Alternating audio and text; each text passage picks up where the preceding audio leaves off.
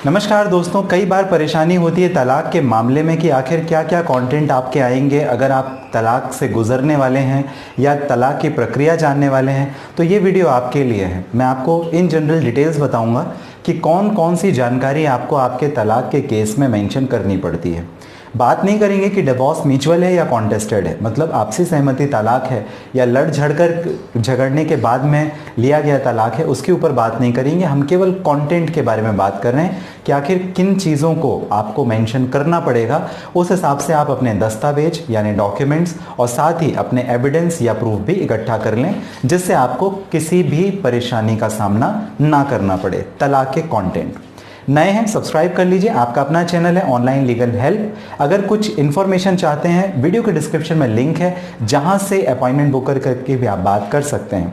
Subscribe करिए, घंटी दबाइए, क्योंकि आपका अपना चैनल है। चलिए आते हैं और बात करते हैं कि आखिर पति और पत्नी के बीच में अगर झगड़ा होता है, डिवोर्स फाइल करने की नौबत होती है और अगर सारी की सारी प्रक्रिया कोर्ट में जाती है तो क्या होगा। सबसे पहले आपको वकील चूज करना पड़ेगा।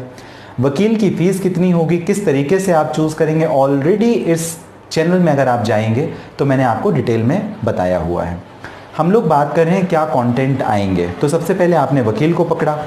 जो भी आपका फैमिली लॉ में काम करने वाला लॉयर है यानी वकील है, आप उनके साथ में मिलिए। वो आपको एक पूरी की पूरी लिस्ट देंगे जिसके हिसाब से आपको डॉक्यूमेंट्स तैयार करने हैं। दूसरी बात, पिटीशन एक पार्ट हो गई, दूसरा एफिडेविट और तीसरा डॉक्यूमेंट या जिसके बेस पे आप अपने केस को प्रूव कर सकें, साबित कर सकें। तो जो पिटीशन होती है उसमें क्या क्या आपको मेंशन करना है। सबसे पहले दोनों पार्टीज का नाम आपको मेंशन करना है। पति का नाम, उसकी उम्र, उसके पिता या पति का नाम और उनका जो पूरा परमानेंट एड्रेस है वो एड्रेस।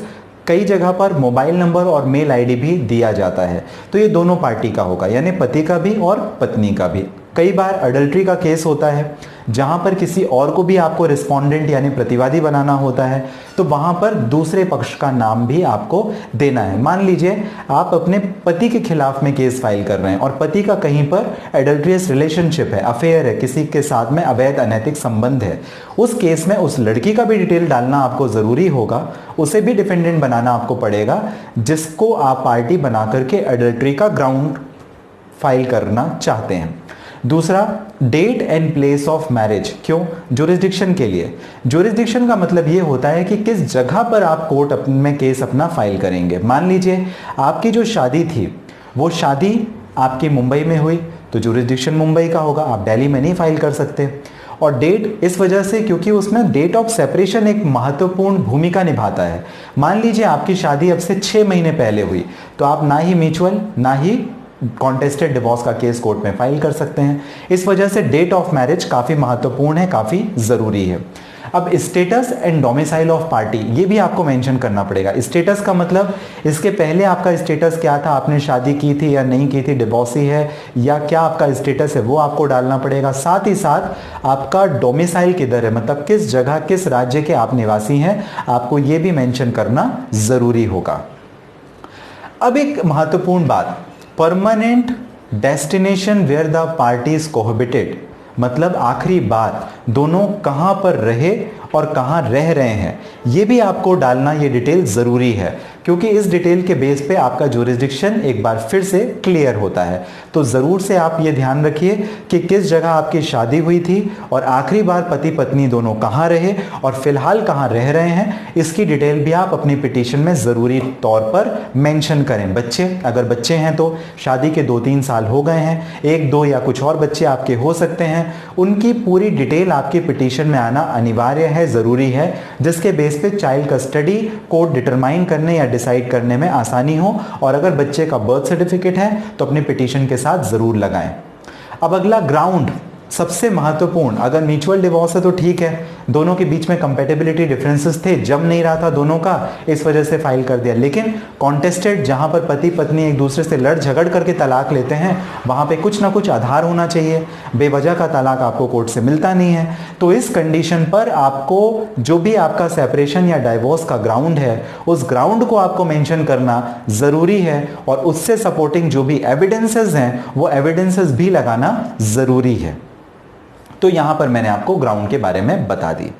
अब सबसे महत्वपूर्ण बात यह भी आ जाती है कि आप लोगों का अगर म्यूचुअल डिवोर्स का केस फाइल कर रहे हैं तो कम से कम 1 साल का सेपरेशन, और कॉन्टेस्टेड डिवोर्स है तो मिनिमम 2 साल का सेपरेशन जरूरी है। क्रिश्चियन लॉ के लिए म्यूचुअल में भी 2 साल का प्रावधान है, तो ये होना जरूरी है। अदरवाइज आपकी जो पिटीशन है वो प्री मैच्योरली डिसमिस कोर्ट के द्वारा की जा सकती है, खारिज की जा सकती है, और इसका फायदा ओपोनेंट यानी जो अपोजिट पार्टी है उसे मिलेगा।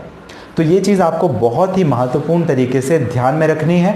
और जैसा मैंने आपको बताया था कि एफिडेविट में आपको सारी चीज़ें, कि आपने कोई भी चीज़ कोर्ट से झूठ नहीं बोली है, शुरू से आखिरी तक कंटेंट आपने पढ़ लिए हैं, इन सारी चीज़ों का डिक्लेरेशन आपको देना पड़ता है।